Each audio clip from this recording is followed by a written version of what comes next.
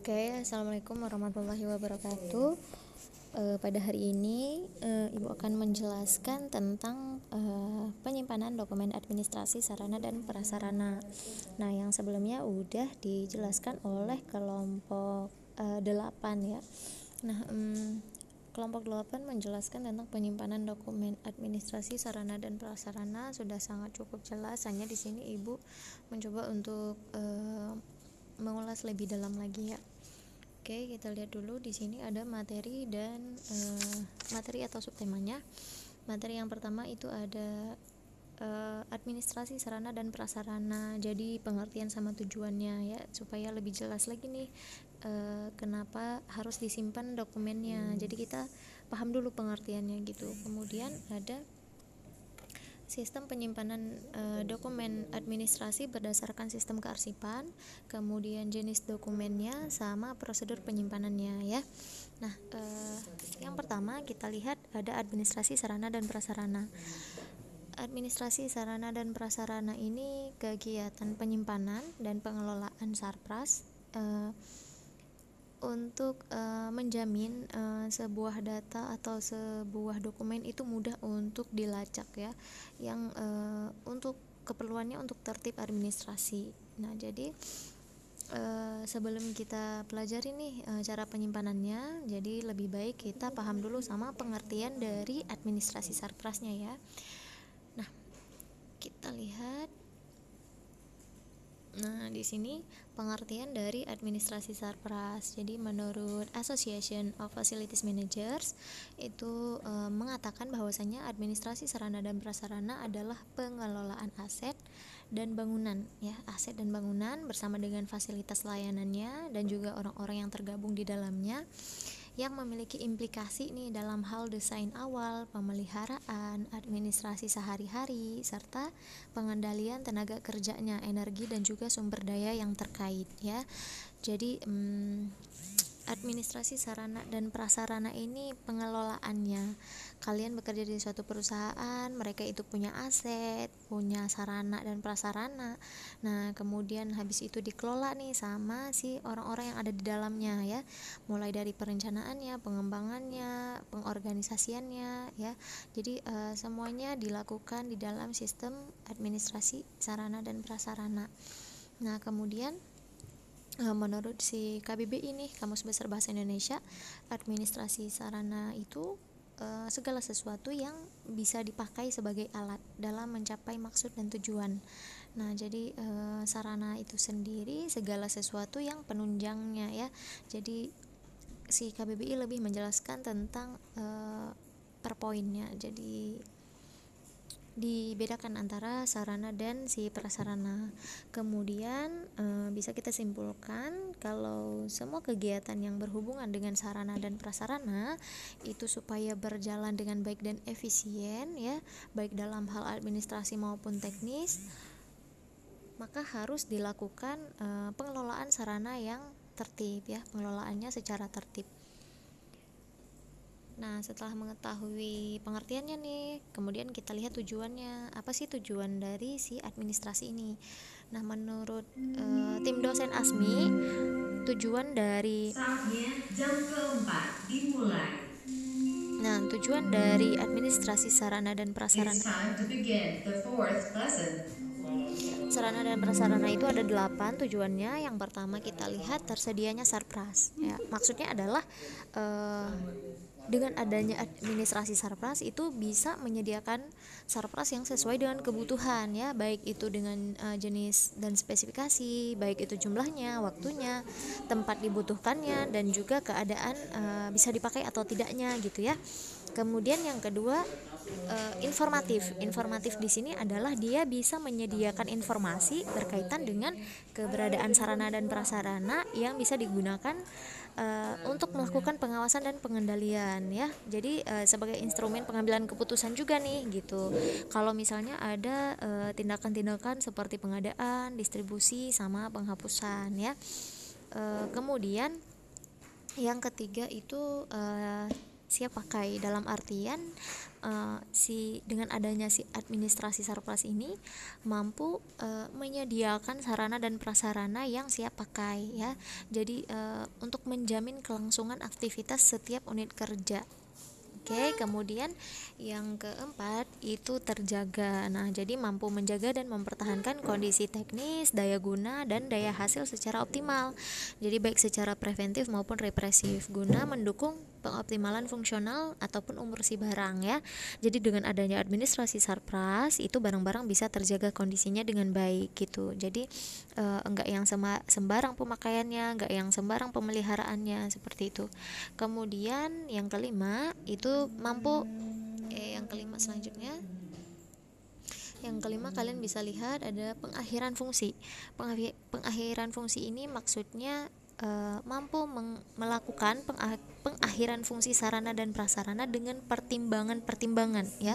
Jadi pertimbangannya itu bisa dipertanggungjawabkan. Misalnya barang ini udah rusak, berarti fungsinya udah nggak ada. Dilakukanlah pengakhiran fungsi dengan cara misalnya pemusnahan gitu ya.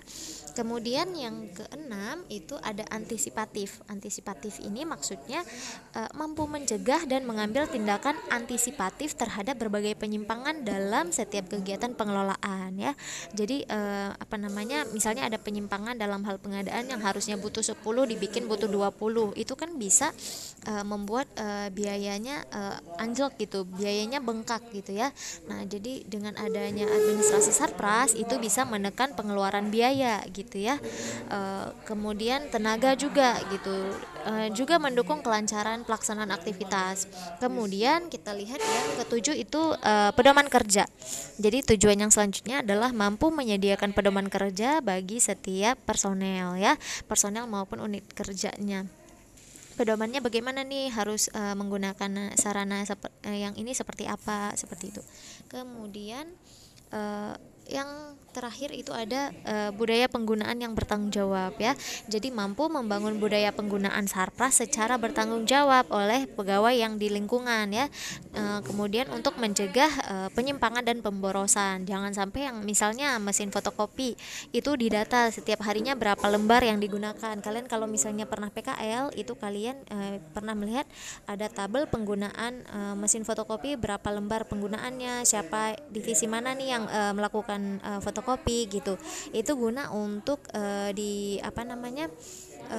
untuk didata, untuk pertanggungjawaban supaya tidak ada penyimpangan dan pemborosan ya. Selanjutnya kita lihat untuk subtema yang kedua yaitu sistem penyimpanan dokumen berdasarkan sistem kearsipan ya. Nah, sistem penyimpanan dokumen ini pasti berdasarkan sistem kearsipan karena kenapa? Arsip itu kan jumlahnya banyak ya. Dokumen itu banyak. Dokumen-dokumen itu dijadikan sebuah arsip ya. Jadi arsip sendiri itu bisa berbentuk audio, bisa berbentuk video dan digital. Jumlah di setiap perusahaan pun pasti itu sangat banyak gitu ya. Nah, jadi untuk pengelolaan arsip itu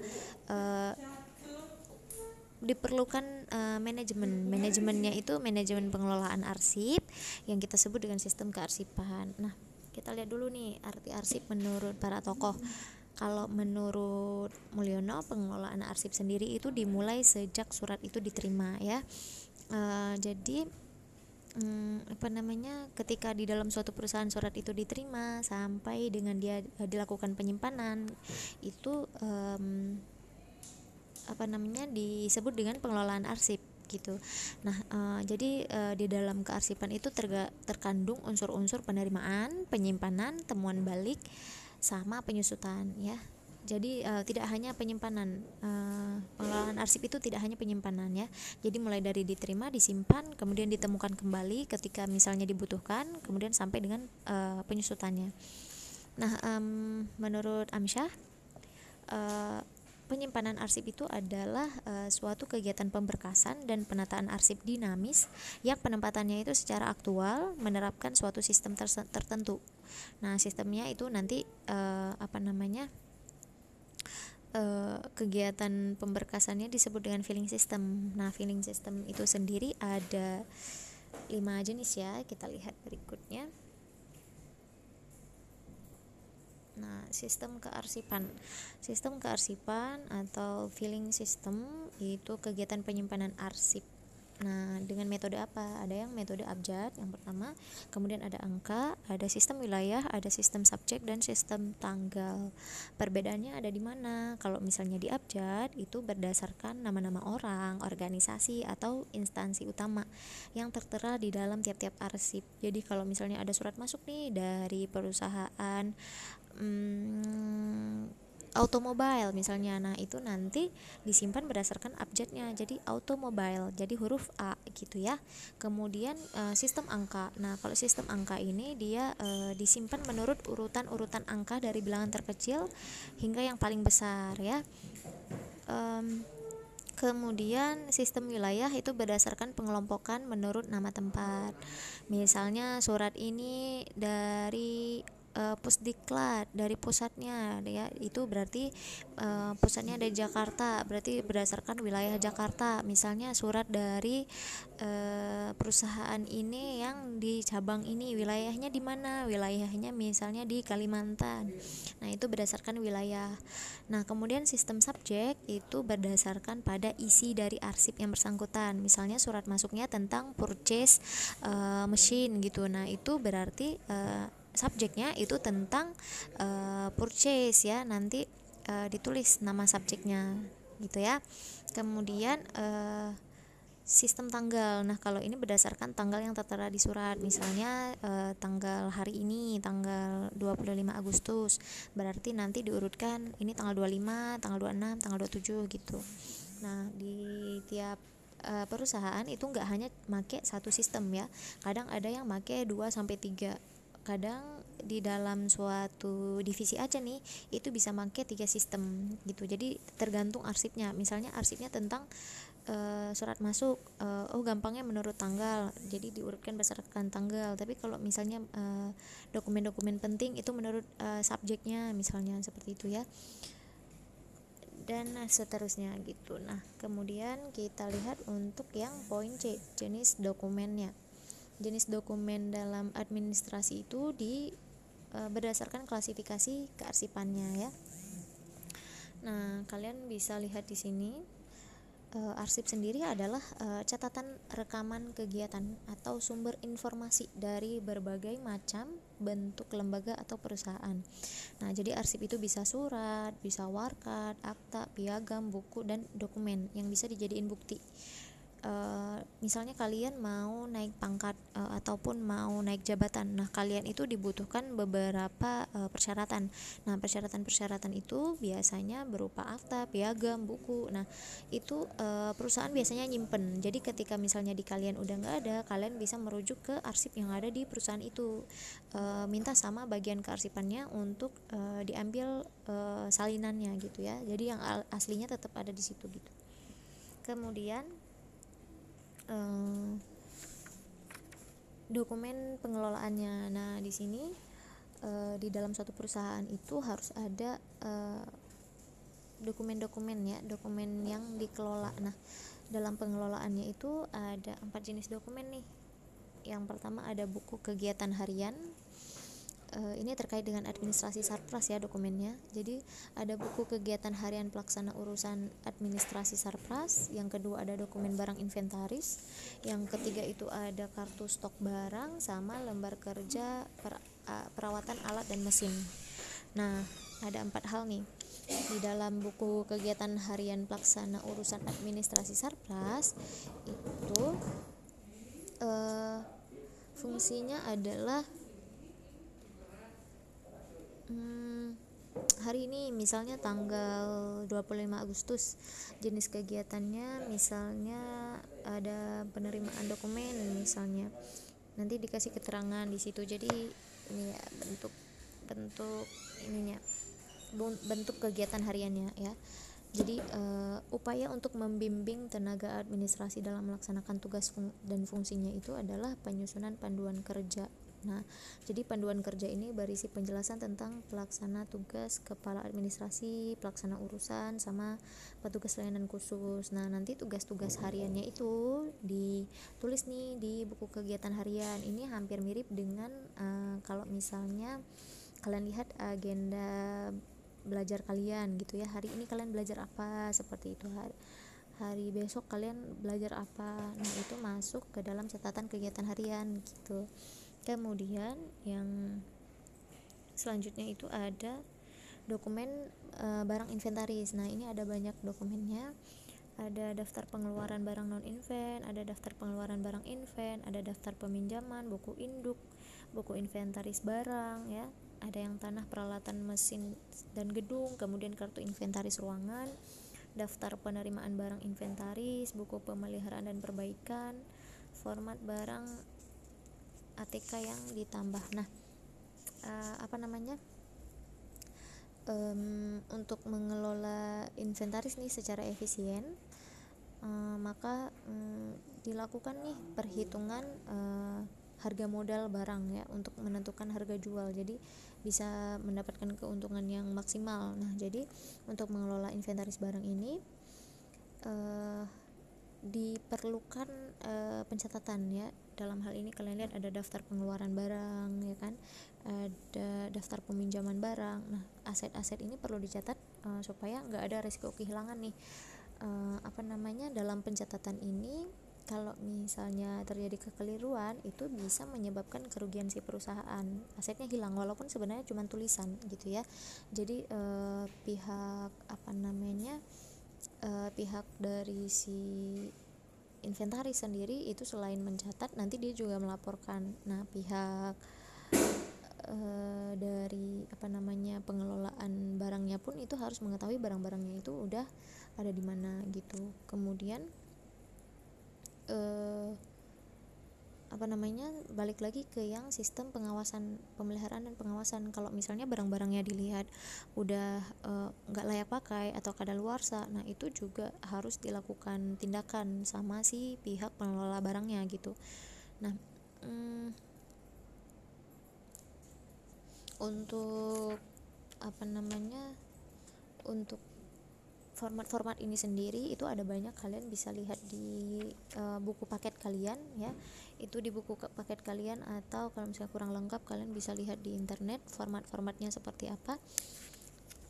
Biasanya di dalam daftar-daftar itu memuat nih misalnya jenis barangnya apa gitu ya, kemudian kode barangnya, tahun pengadaannya, alamatnya, asal-usulnya, penggunaannya, seperti itu yang pernah kalian praktek di saat bikin inventaris ya, kayak gitu. Kemudian yang selanjutnya kita lihat untuk kartu stok barang. Nah, ini contohnya. Kartu stok barang itu pencatatan pergerakan transaksi keluar dan masuk suatu barang ya, yang mengidentifikasi tipe transaksinya, masuk dari supplier, apakah masuk dari return outlet atau keluar ke outletnya, keluar disposal atau rusak, dan keluar untuk pemakaian tertentu. Nah, kemudian juga dilengkapi nih sama jam transaksi, jumlah barang, sama keterangan tujuan dan asal barang. Nah, kalau yang ini kan kartu stok barangnya itu simple ya, cuman tanggal, nomor nota, keterangan masuk keluar sama sisa. Nah, tapi kalau misalnya di format lengkapnya itu di di masuknya itu ada 2 kolom lagi, tanggal sama ukuran. Jadi jelas gitu rinciannya gitu ya, di tanggal berapa nih barang ini masuk gitu, yang keluar gitu. Jadi kartu stok barang untuk ngecek jumlah barang yang ada gitu.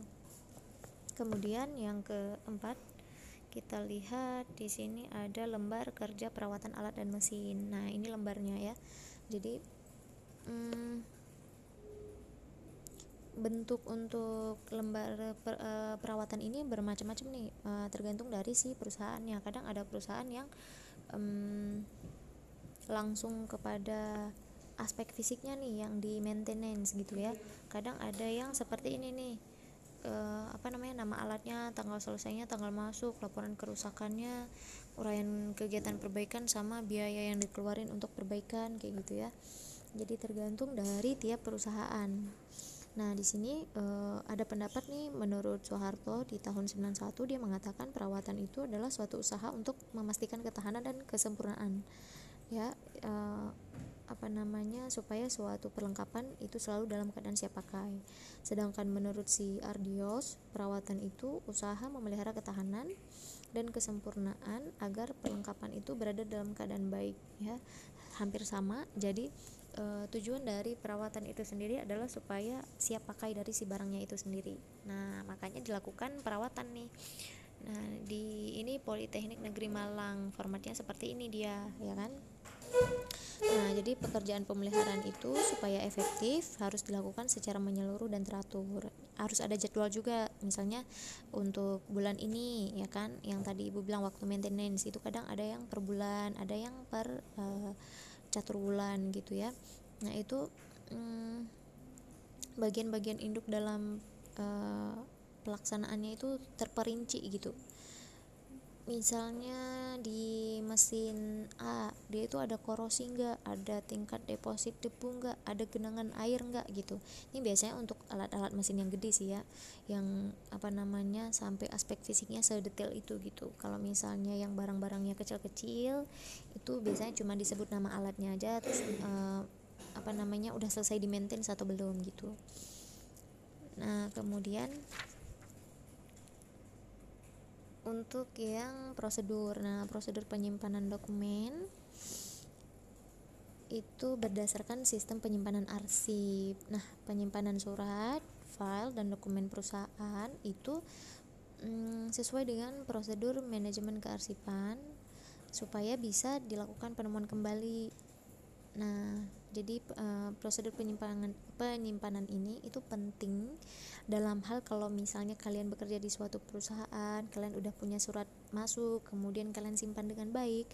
Ketika dibutuhkan lagi nih sama si manajernya, misalnya, mana buktinya kalau misalnya kemarin ada permintaan penawaran dari perusahaan ini.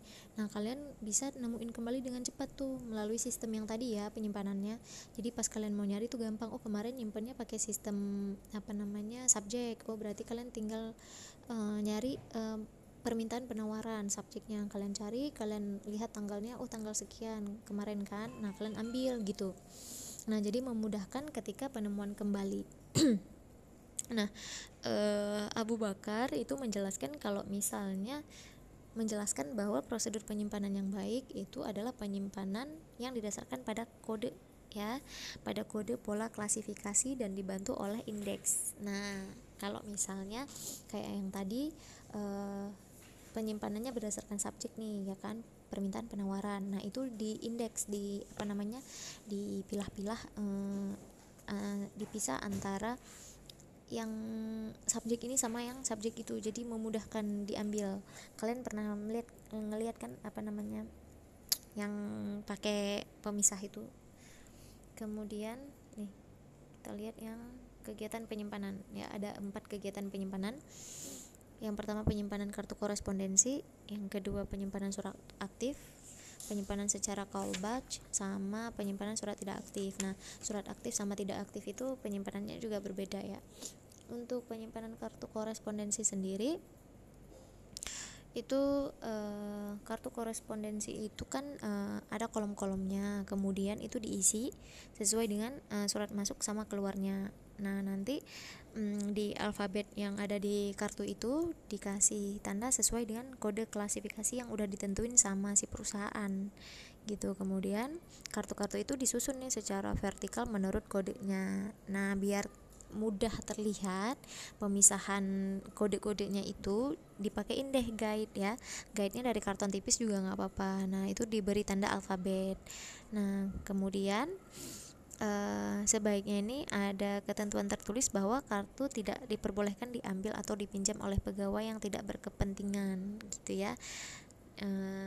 Kayak yang tadi Ibu bilang, ada sekat nih, ada guide-nya, ada pemisahnya antara kode yang satu dengan kode yang lain. Jadi pas dicari itu nggak yang harus ngulik-ngulik dulu nih, ini kodenya apa ya, ini kodenya apa ya gitu. Jadi udah jelas. Oh, misalnya ini penawaran permintaan, oh ini permintaan penawaran, oh yang ini yang pembelian, ini yang penjualan gitu, jadi tinggal dilihat gitu ya. Kemudian penyimpanan surat aktif. Nah, surat-surat penting masuk atau keluar itu yang masih digunakan dalam artian aktif itu sehari-hari itu disimpan dalam filing kabinet sesuai dengan kode klasifikasinya juga. Kayak yang tadi kode klasifikasinya mau dipakai sesuai abjad atau yang sesuai subjek atau yang sesuai wilayah atau tanggal ya. Itu tergantung perusahaannya biasanya. Kemudian surat-surat tersebut itu membentuk dosir ya sesuai perkembangannya, yaitu surat masuk atau keluar itu diproses perkembangannya sama atau berkaitan satu sama lain ya. Nah, jadi disatukan. Misalnya ini surat masuk, kemudian dipilah surat masuknya ini subjeknya apa, yang ini surat keluar dipisah lagi surat keluar yang ini subjeknya apa atau sistem penyimpanannya yang apa gitu. Nah, kemudian nanti dimasukkan di dalam suatu file atau suatu dosirnya gitu. Kemudian disekat nih sama si guide yang tadi. Di atas guide-nya itu nanti ditulis juga kodenya gitu ya. Kemudian yang ketiga itu penyimpanan secara call batch. Nah, call batch ini penyimpanannya itu agak beda sama filing kabinet. Nah, kalau misalnya filing kabinet kan sejajar dalam satu ini kan, dalam satu laci kalian tarik, di situ ada banyak ada banyak jenis dokumennya. Nah, tapi kalau misalnya yang call batch itu berbentuknya rak. Nah, jadi rak kayu dibikin kotak-kotak ya kan, sesuai sama ukuran si filenya. Terus nanti ditulis alfabet A sampai Z sesuai sama klasifikasi yang udah dibuat ya. Misalnya A sampai Z tapi dia pakai sistem subjek. Nah, berarti misalnya subjeknya permintaan penawaran berarti P gitu kan, naruhnya di P. Nah, kemudian di setiap kotak itu juga disimpan 3 buah dosir. Jadi udah dibikin raknya kotak-kotak, di dalam satu kotak itu juga ada dosir-dosirnya. Nah, itu nanti dikasih kode nih, kotak ini A1, kotak yang sampingnya A2 gitu ya. Nah, kemudian 1 2 3 nya itu di atas, A1 2 A1 2 A1 A2 A3 nya itu di atas, nanti di bawahnya A4 A5 sama A6 gitu, jadi urut ke bawah kayak gitu, terus nanti ke sampingnya lagi gitu. Nah, rak ini bisa juga berbentuk lemari yang bisa dikunci. Kalau kalian bisa lihat di perpus. Nah, di perpustakaan besar tuh biasanya itu kayak gitu. Jadi sistemnya misalnya kalian mau nyari tentang sains gitu, itu nanti kalian cari di rak sains ya, di S, berarti kalian cari itu mana sains S, udah nanti di rak sains itu nanti diklasifikasiin lagi oh yang ini untuk yang bidang ini bidang ini gitu ya. Ibu nggak tahu jenis-jenis sains gitulah. Nah, pokoknya sistem call batch itu kayak gitu, rak-rak dibikin A sampai Z, terus nanti ada kotak-kotaknya lagi, jadi kayak ada bab sama subbabnya gitu. Kemudian yang terakhir itu surat tidak aktif. Nah, kalau surat aktif tadi kan dimasukin dalam filing kabinet tuh karena penggunaan sehari-harinya masih dipakai. Nah, sedangkan kalau untuk surat yang tidak aktif itu dokumen yang dia itu nggak berkepentingan dalam kegiatan sehari-hari, jadi hanya untuk sebagai referensi aja kalau suatu waktu dibutuhkan. Nah, itu jadinya surat tidak aktif, dia nggak di sehari-hari itu kurang digunakan, nggak digunakan malahan ya. Nah, jadi dipisahin tuh antara aktif sama tidak aktif. Terus setelah dipisah, yang tidak aktif itu nanti dimasukkan ke dalam box ya, boxnya itu khusus, kemudian disimpan dalam rak yang ada di unit kearsipan. Kenapa disimpan di kearsipan? Karena supaya nggak kececeran, kemudian nanti suatu waktu bisa dijadikan referensi. Nah, seperti itu ya. Kemudian nah, yang terakhir kita masuk ke dalam rangkuman. Yang pertama kita lihat arsip sendiri adalah catatan rekaman kegiatan atau sumber informasi dari berbagai macam bentuk lembaga. Nah, kemudian penyimpanan arsip menurut Amsyah itu adalah suatu kegiatan pemberkasan dan penataan arsip dinamis yang penempatannya secara aktual menerapkan suatu sistem tertentu. Kemudian filing system. Nah, filing system itu terdiri dari sistem abjad, sistem angka, sistem wilayah, subjek, dan tanggal ya. Filing system itu adalah kegiatan penyimpanan arsip. Kemudian dokumen. Nah, untuk dokumen perusahaan yang harus ada dalam pengelolaan administrasi Sarpras itu ada 4 jenis. Yang pertama buku kegiatan harian pelaksana urusan administrasi Sarpras. Yang kedua itu dokumen barang inventaris. Kemudian yang ketiga itu kartu stok barang. Yang keempat itu lembar kerja perawatan alat dan mesin. Sudah pernah kita bahas tadi ya. Nah, kemudian yang kelima itu kegiatan penyimpanan. Nah, kegiatan penyimpanan dokumen itu sesuai dengan sistem penyimpanan arsip. Yang pertama itu ada penyimpanan kartu korespondensi, yang kedua penyimpanan surat aktif, yang ketiga penyimpanan secara call batch, sama penyimpanan surat-surat tidak aktif ya. Jadi itu dia rangkumannya. Ibu rasa cukup sampai di sini penjelasannya. Kalau misalnya kalian ada pertanyaan, silahkan kalian drop di komen. Kalaupun kalian ada yang nggak ngerti bu, arti arsip dinamis apa bu, gitu, kalian juga boleh bertanya ya. Kalau misalnya bu saya nggak paham tentang sistem penyimpanannya gitu, kalian nanya aja gitu. Oke, terima kasih. Wassalamualaikum.